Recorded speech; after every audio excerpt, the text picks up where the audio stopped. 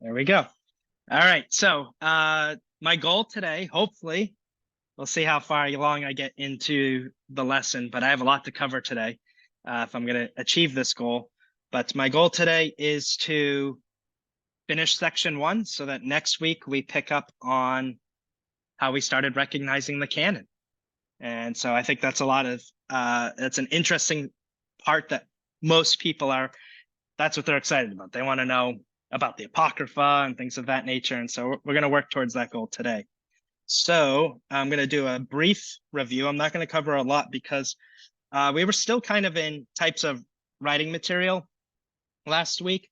And so we did a pretty good overview of writing material. So we're just gonna kind of wrap that up. We talked about Biblion, Bible scroll, Codex book, and Jesus opening the scroll of Isaiah. We just went through some of the difficulty of English using the word book there, and some examples there. Then we talked about Timothy. When he was in prison, he said that the two things that he really wanted were warmer clothes and his parchments and scrolls. We talked about Tyndale being in prison, feeling the same way, and establishing that though he may not have, maybe he had, what is it, Second Timothy or First? Second Timothy 4:13 in mind when he wrote this, but it's possible he didn't. I did make the argument that I think he was so well acquainted with his Bible that it affected his desires. And so that when he was in prison, he had very similar desires as that of Paul, although he wrote significantly more about what kinds of clothes he wanted and the heartaches he was going through as part of some of the sicknesses he was dealing with. And then that was pretty much where we left off last week. And I wanted to pick up this week with Revelation. And this will end the types of writing materials. Revelation 5:1. Then I saw the scroll. Then I saw in his right hand. Then I saw in the right hand of the one seated on the throne a scroll with writing on both sides, sealed with 7 seals. And apparently I already gave you the Ezekiel passage, which is fine. We'll talk about that in a second. But I actually thought this passage was really interesting in Revelation, that the scroll itself was written on both sides. This is an extremely uncommon practice in the first century. You wrote on one side, and then you rolled it up to protect the writing from the elements. So to write on both sides, the opposing side, there would be a side exposed to the elements. So this was very interesting. In fact, we don't see scrolls hardly ever when we find them written on both sides. We almost never find them written on both sides. When we do find them written on both sides, it's because they've been reused. So they will flip the scroll over, and the side they're no longer using will be on the outside, exposed to the elements. They don't care if it gets worn out. It's not what they're trying to preserve, and then they're going to rewrite on the inside. Because again, I don't think I've belabored this point too hard, but maybe I have. Writing materials were hard to come by, right? You didn't just go to the store and pick up a pad of paper like we do today. So if you wanted to write something down and you had a scroll that you didn't find you needed anymore, you would reuse it. You would flip it over, right on the other side. Now, what would happen if you've written on both sides and you want to write again? What you'd start to do then is you actually start to scrape the scroll. You would scrape it, and you would scrape all the ink off of it, and then you would rewrite. What's fascinating about that is that's how we've discovered some of our older manuscripts of the Bible, because they would go find it, and you open the scroll and they start examining it, and it's like something as mundane as a grocery list or something of that nature. But then they began to realize that this scroll had been scraped, and the imprint from the reed, you could still see what was there before they scraped it. The ink was gone, but the imprint was still there. And they could what's the word I'm looking for? They could figure it out. They figured out what was there. Reconstruct. They could reconstruct what was on the imprint. And so sometimes what was imprinted was actually scripture. And whoever had it obviously didn't value the scripture. So they scraped it and they used it for something else. And so we found some of our biblical manuscripts that way. So some had thought that maybe this was some sort of like reused scroll or something, but that's actually not the case. Even though this is an entirely rare thing to see occur where you would write on both sides of the scroll, the best reference is that this is an allusion to Ezekiel chapter 2, verses 9 and 10. And he says, "So I looked and saw a hand reaching out to me, and there was a written scroll in it. And when he unrolled it before me, it was written on the front and back, words of lamentation, mourning, and woe were written upon it." Now, if you know Revelation well, you know that right after chapter 5, you're going to start getting into the 7 seals, the 7 woes, the 7 vials, things of that nature. So this is probably an allusion back to Ezekiel. So that's actually fascinating in and of itself, that Ezekiel's making reference to that here. So that's pretty much the writing materials throughout the Bible. That's all of it. So we kind of closed out. I didn't want to take that up last week. It only took me about 5 minutes. I suppose I could have done it. But we didn't have access. Christians, Jews, we didn't have ready access to writing materials, reeds, pens, ink, writing materials, scrolls, parchment, papyrus, tablets. These were difficult to come by. And then you kept them for as long as you could, and you reused them for as long as you could, until they were worn out or eaten by bugs and things of that nature, because that happens too. And you look at old codexes.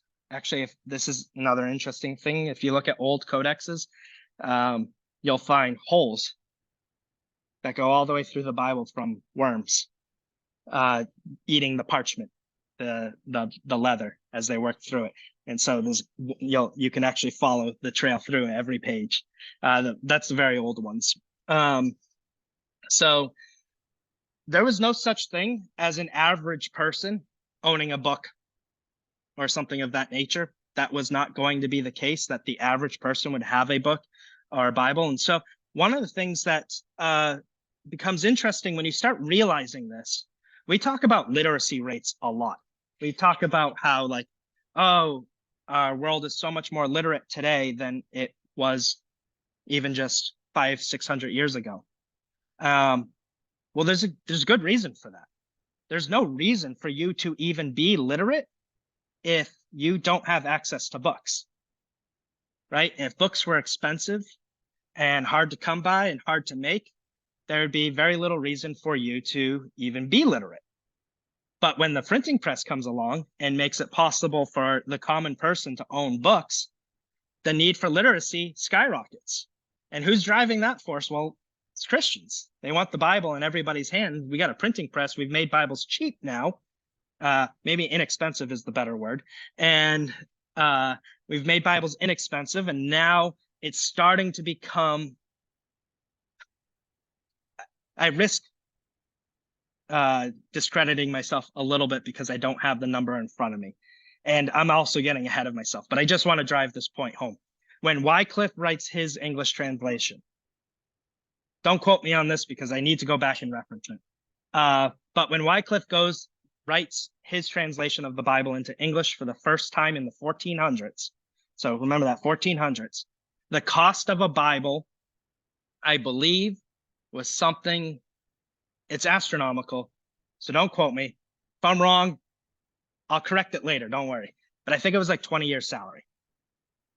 It was impossible for the average person to own a Bible in the 1400s. All right, it was a community effort. A community, a church, or rich people had Bibles. Just 200 years later, when Tyndale writes his New Testament, the cost of a Bible at that point, now the printing press has come out, we're talking about a week's salary. So now it's becoming totally possible for the average person to start owning a Bible. They could set aside a week's salary to get a Bible. That's still pretty expensive, but it's not 20 years. It's not a retirement fund expensive. It is okay, I have to put aside some money every week to get this very valuable thing, but now it's accessible. Now I can do it. Today, if we just let's keep fast forwarding. Today, it costs us maybe at most an hour's worth of work to get a Bible now. So we've gone from potentially, because I could be wrong about the number, I don't have it in front of me, 20 years something salary to an hour's labor in order to access a Bible. Now, when you were Wycliffe, if you were lucky to have a Bible, you had a Bible. In the Reformation, you had a Bible. You probably weren't having multiple Bibles. And today, I easily have 40 or 50 Bibles at home. That would have been unheard of in the Reformation era. So now extrapolate that going backwards. We went to Wycliffe. Keep going backwards. Keep going backwards to the first century Israel. Keep going backwards to Moses. And technology has only been improving all along to make things more accessible. And so that's what I'm trying to drive home. Is we do have a low value, I think, sometimes. We have a low value of our Bibles. I get frustrated with my kids when I see a Bible on the floor of the vehicle, or it got smashed because it was laying somewhere and another thing got pushed up against it. And I'm like, man, you have no idea. Like, obviously, it's inexpensive now. It wouldn't cost me much to replace it, but you don't understand what it's taken to get here. And so I'm trying to raise the level of the value of the Bible for you, as well as give you an appreciation for where we've come from, what it took to even make it. So now we've talked about all the writing materials, right? We've talked about writing materials, pens, paper, parchment, whatever. We've decided we're going to write something down. We've picked our materials. Now we have to figure out how to write.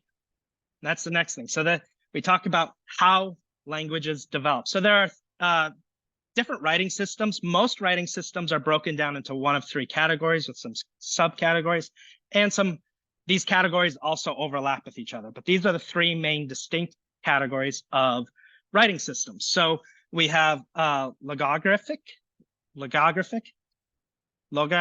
I don't know. I didn't actually Google how to pronounce it. I just read it, and it sounds better in my head than when I say it out loud.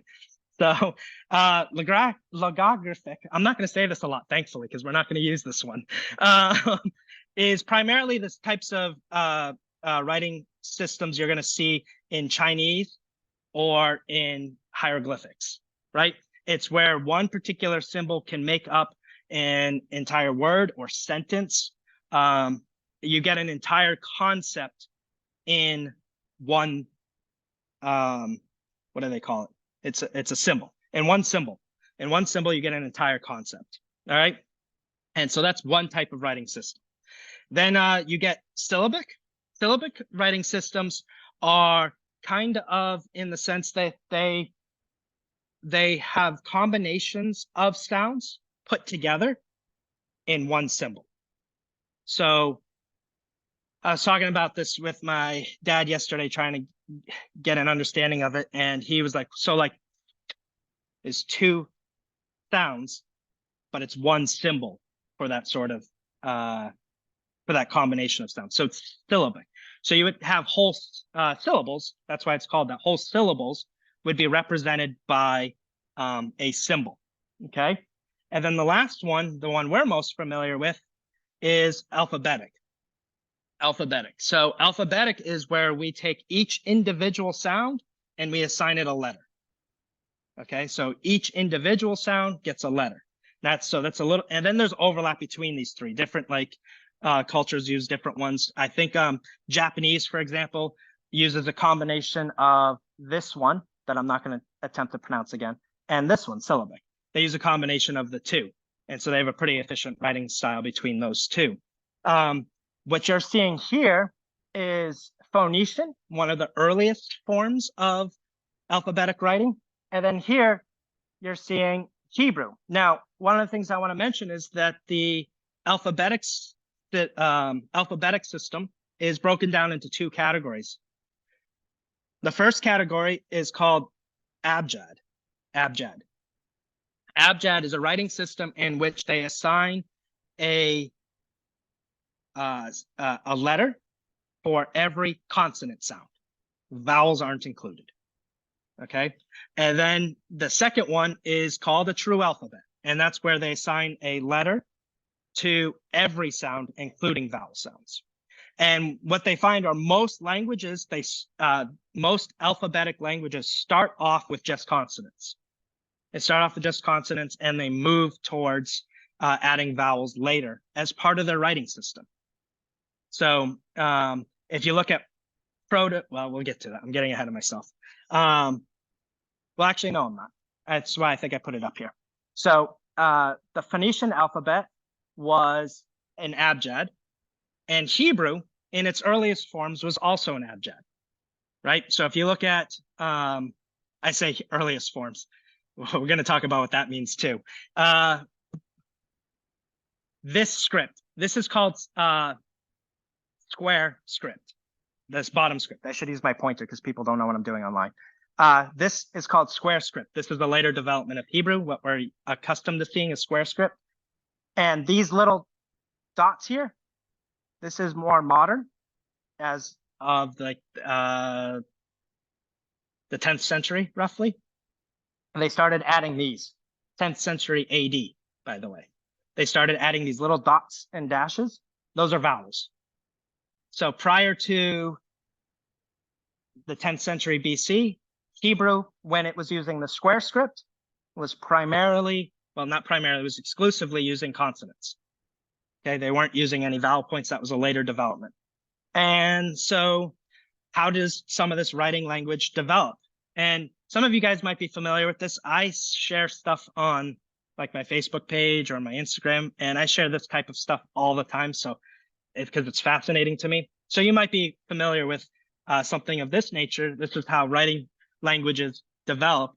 So you'll have over here, you have what is a hieroglyphic in Egypt, and you're pretty familiar with probably what that is. That's an ox, right? We know what that is. And then Proto-Sinaiticus, man, I did practice this one at home, and now I'm butchering it. This one. You can read. We can all read. We're literate, so I don't have to try. I practiced it at home, and now I've forgotten. And now I'm embarrassed. Okay? All right. This is the first time we start seeing, this is our earliest form of alphabetic script. This is a whole concept, the concept of an ox. And now this carries the first letter of the ox. And then Phoenician, you can see how it's kind of getting simplified. Phoenician is the same kind of thing, and then the Greek take it, and then the Romans take it, and you're very familiar with that symbol. And you'll notice that it also started to turn, right? You'll notice that it started to turn, that we've got our point of our A here, and then it moves to up here, and then it's here, but it's still very much the same symbol all the way across. You can see how it changes. And so what's also very interesting about this is how that change happens. The rotations and the things of that nature is that the rotations and the writing directions were very much developed by the writing materials that they had, right? So when you had a stone tablet and you had a chisel, and historically speaking, it seems to be the case that the majority of the population has always been right-handed, is you started on the right-hand side and you chiseled to the left because that was easier. And so they find cultures that are using stone tablets as their primary writing system have a right to left script. And then when you see cultures that are using papyrus, primarily papyrus as their writing script, you see a left to right script. Because writing this way with ink, we do this all the time. We know this. We hate to rub the ink and smudge it. Not only that, but to drag your reed pen across papyrus is less likely to crack it and cut through it than if you were to write in that direction. So those are how writing systems develop. The writing materials matter. That's why we started with writing material, to help you understand, like when you look at the Hebrew writing language, you're like, why is it right to left? You know what's fascinating to me is what I was taught growing up. What I was taught growing up, it sounds silly now, but I ate it up when I was little, is that all the writing systems in the world pointed to Israel, right? So in the Western Hemisphere in America, we wrote right to left to point to Israel. And when you went to the East side, you wrote right to left to point to Israel. And all the writing systems pointed to Israel. That's what I was taught. That is a lie. All right. That's not true. It's funny to me now, but I used to believe that. So that's not the case at all. And speaking of bad theories of how language develops, I do early on in the class, I think it was the first class we did. I did a brief bibliography of different books I worked through. And one of them was by Neil Lightfoot. I like Neil Lightfoot. He does an excellent job. Some of his stuff is a little outdated in this book. A lot of the books I've used were in the 80s or 90s written, and then I had to work hard to find something that was written more recent. I think, I didn't write it down. I think Neil Lightfoot's book is 2005. So not horrible, but he had a theory of how the Hebrew language developed in his book that I ate up. And I should probably not eat some of these things up so quickly. But I thought it was great. I thought it was elegant. I thought it was beautiful. It helped answer some of the questions for me.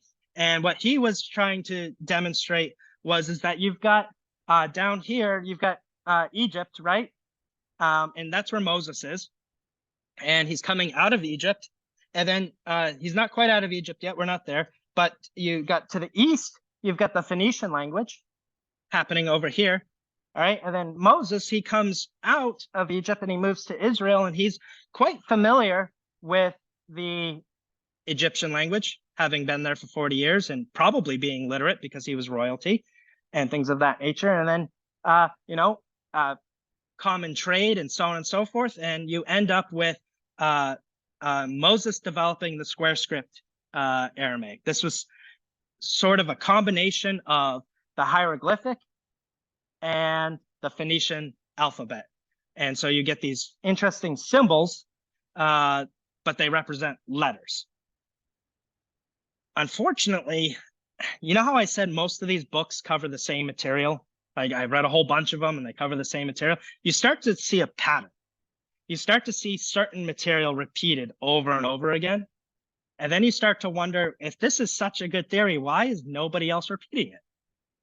And why are they making comments that sometimes make me question whether or not this actually works? And I start working through different materials and I began to have a lot of questions. I was like, I'm not so sure that this theory works. No one's coming right out and debunking it. And I think part of it is because it wasn't widely popular, right? So people aren't taking their time on it. It wasn't widely popular.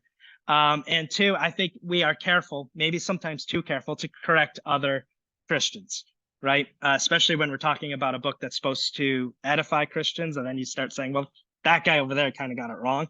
And so I get it, but I still think it needs to be done because I did say, hey, this book was helpful to me. And you might read this, and if you don't read another one, you might think this is the way it happened. And so I picked up another book. I went through, I was like, I want to know more. And maybe some of you guys are like, why does this matter? Well, it matters to me. So I'm going to make it matter for you too. Is I wanted to know more about the script itself. How did the Hebrew script come to be? I will talk more extensively about that later, but I do just want to correct this, is I started working through the book of the Hebrew script. There's an actual book dealing with this subject matter, and I was fascinated by it. And I picked this book up, and I knew nothing about the author. Her name is, man, I can barely read it on my screen. Ade Yardeni. Yeah, I can read it better up there. Ade Yardeni. Ada Yardeni. There we go. I can read, I promise. Ada Yardeni. I didn't know when I bought this book that she's basically the leading authority in this subject. In fact, when the Dead Sea Scrolls were found, they wanted to know, what did we find, right? Because archaeologists don't always necessarily read what they find. They're just like, hey, we found something. What is it? They recognized the script itself, but they didn't know what it was. And they brought her in. She's the one that came in and identified the Dead Sea Scrolls for what they were. And then Christians were like, oh, we need to investigate this. We need to know what these are. And so I got this book, fantastic book on the development of the Hebrew language. And what she really works out in her book is that, yeah, sure, Moses was in Egypt. And you've got the Phoenician language to the east. And you've got Moses moving into Canaan. All right. And the language that he adopts is the to write his Hebrew Old Testament is the language of the Canaan people, which the Phoenicians had already what's the word I'm looking influenced. They had already influenced. And so early Hebrew is Phoenician. It is not the square script that you're used to seeing. Fascinatingly enough, this was part of what set me off on this, is that we actually have examples of early Hebrew in what this is called Proto-Hebrew. It's called Proto-Hebrew. It's not what we're used to. It's Proto-Hebrew. And you can go to the Bible Museum and you can see a facsimile of this stone right here. This is the facsimile at the Bible Museum. This is the actual stone. And on here is what's called the Mesha stele. There's another name for it too. Did I write the other name down? The Moabite Mesha. The Moabite Mesha. And what it talks about on here is the Moabites' relationship to the Hebrews and so on. You can read about that in the Old Testament as well. But what the script that's on here is Proto-Hebrew. And this would have been the lingua franca of the early Canaanite days. Okay, so Moses was adopting early Canaanite language and writing systems, which, by the way, so he spent 40 years in Egypt, 40 years in Egypt, and then he moved, when he ran, where did he run to? Midian. And Midian's over here. Okay, so he would have potentially been exposed, I think he would have been exposed to the Canaan script. Also, interestingly enough, I didn't realize what I was reading. Maybe I'll bring it up again later, but the KJV translators themselves make reference to this in their preface when they say they want their Bible to read the same way that the Canaanites were able to read Moses's. And he said Canaanites as opposed to Israelites. And I thought, Miles Smith, representing the translation team, said Canaanites. And I was like, that's interesting. Why did he say Canaanites and not Israel? Well, because they all would have been able to read it if they had the ability to read it. All right. And so that was cool. This was a picture I took when I went down to the Bible Museum. And this one is in Paris. So I didn't see that one. But I thought that was fascinating. I didn't actually understand how this was going to fall into my Sunday school lesson. I took like 300 pictures while I was there. And when I saw that this was an example of Proto-Hebrew, I was like, wait a minute, I took a picture of that. And I'd scroll through, found it, and sure enough, there it was. All right. So now, all right, I got 15 minutes. I'm going to move on. We've talked about writing materials. We've decided we're going to write with something. Now we've decided what writing style we're going to write in. Now we got to decide, what do we write?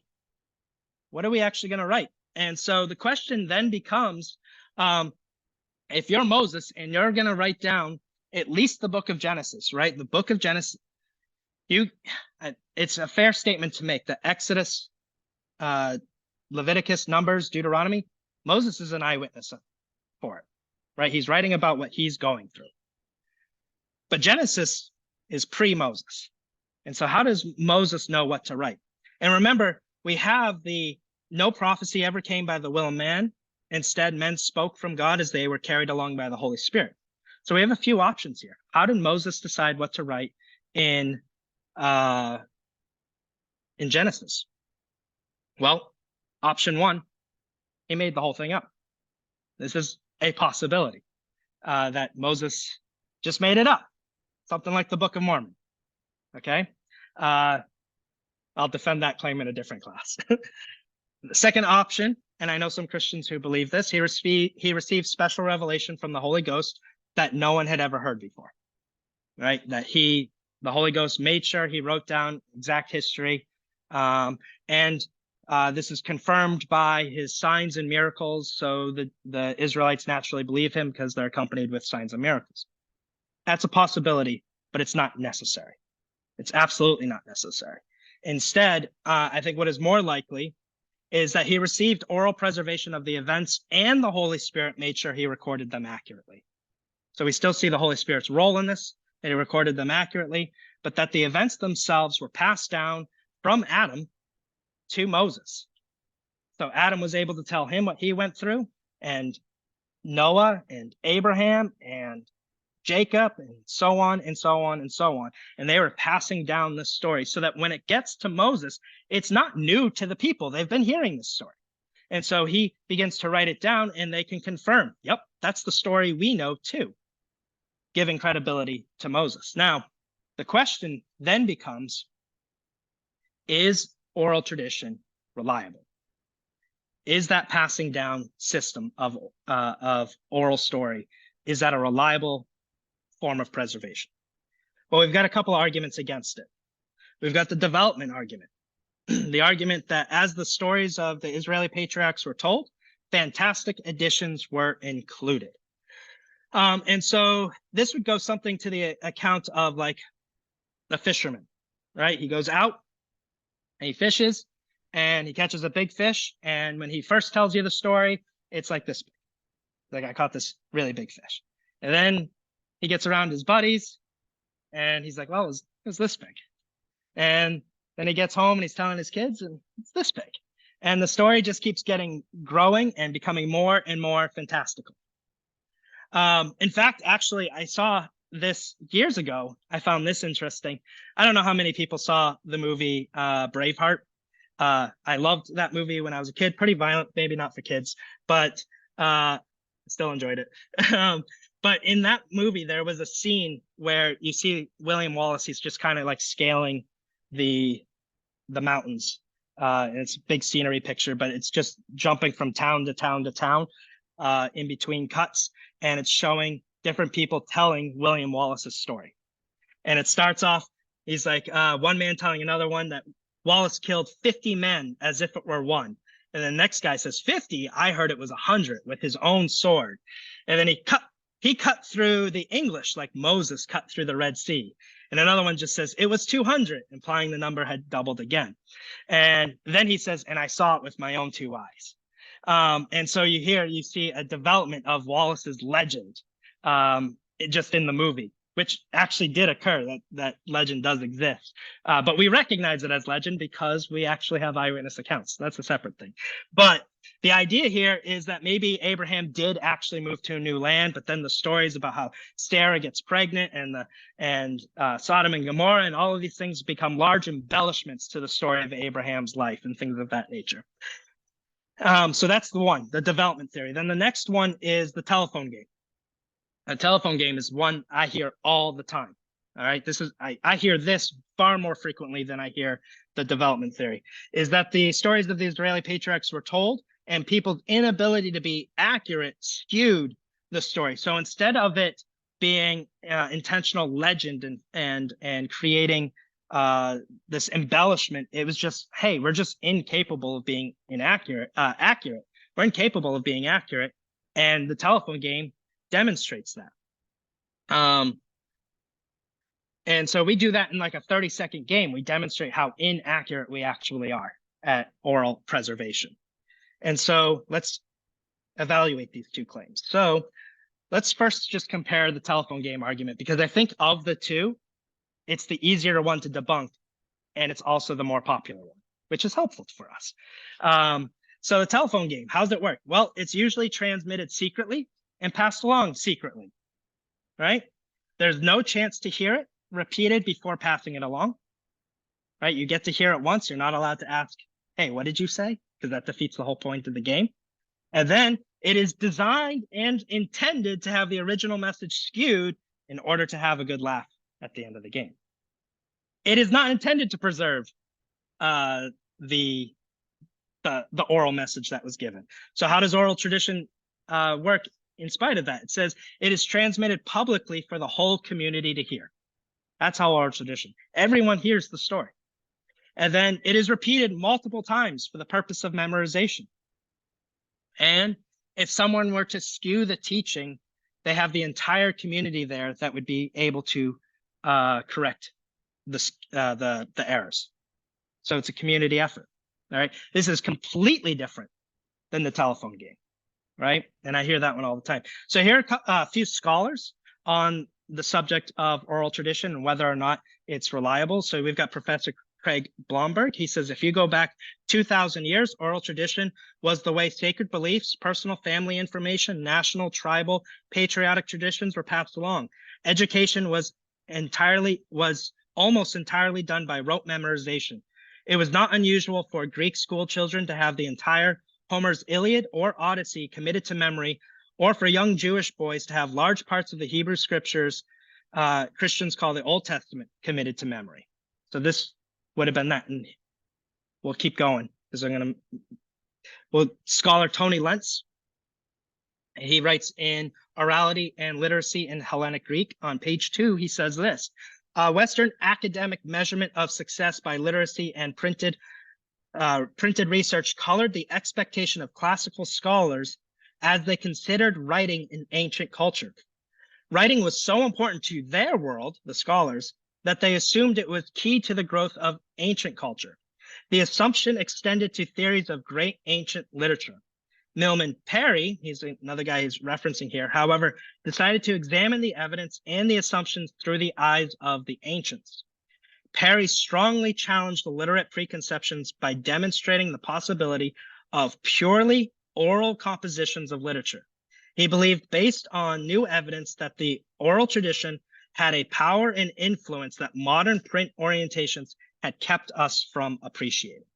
So he's suggesting here that, man, it was just the norm for cultures to be orally oriented, to just pass down their information orally.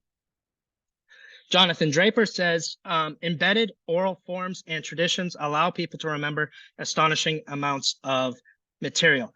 Jonathan Draper is interesting here because I only have a few minutes. I'm not going to spend a lot of time, but he's writing a particular chapter in this book. And the book is trying to work whether or not Q is a real thing. And if you're not familiar with this argument, some suggest that Matthew, while his primary source is Mark, he also had a secondary source called Q, which was in Hebrew.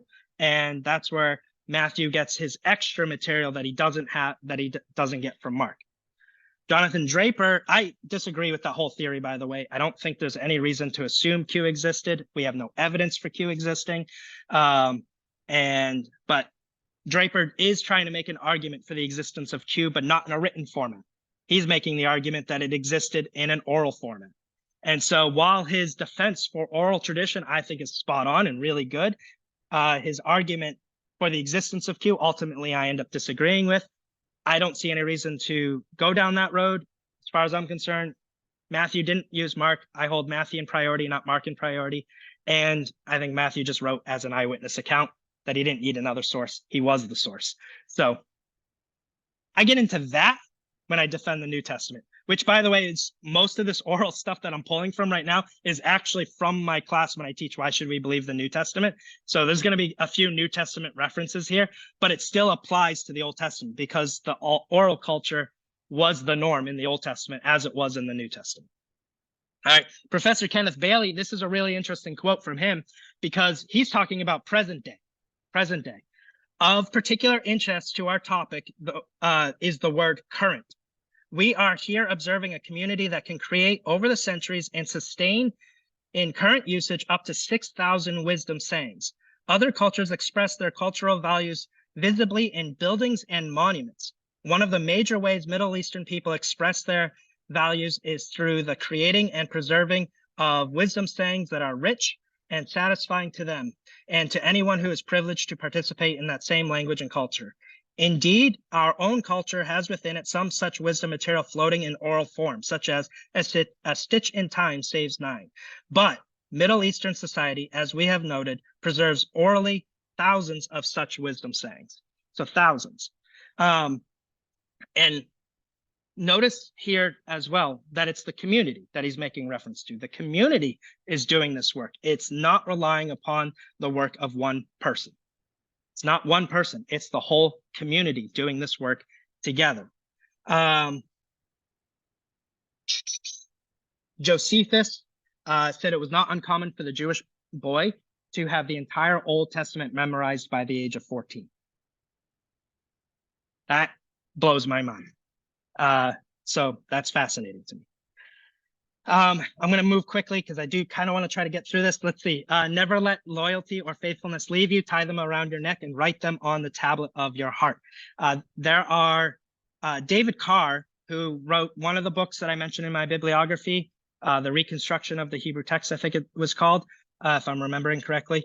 He writes another book called The Tablet of Your Heart from this verse. And he says, more advanced students appear to have learned through a process of dictation and recitation. Students not only had to memorize individual elements of standard works, but had to be able to place the texts they had memorized in the correct order. Okay. And then tie them around your fingers and write them on the tablet of your heart. Just another interesting point here is that it's the word tablet that's being used here. And we noted earlier when we were talking about Job, that when he said he wished his words were written on a stone tablet, that he was referencing forever, perpetuity. And so both these two verses here reference memorization, writing it on the tablet of your heart for perpetuity. It didn't say write it on the papyrus of your heart or the parchment of your heart or the scroll of your heart, but the tablet. Perpetuity is what's in mind here. So that's, I looked up, it's roughly 200 places in the Old Testament where the Old Testament explicitly tells you to memorize it. So there's that. All right. We're going to pick up oral tradition next week because I don't have time to get through all of the controlled and uncontrolled forms of oral tradition. So we'll pick up oral tradition next week, and hopefully we'll get into the canon next week as well. So we'll pick this up next week. You guys are dismissed.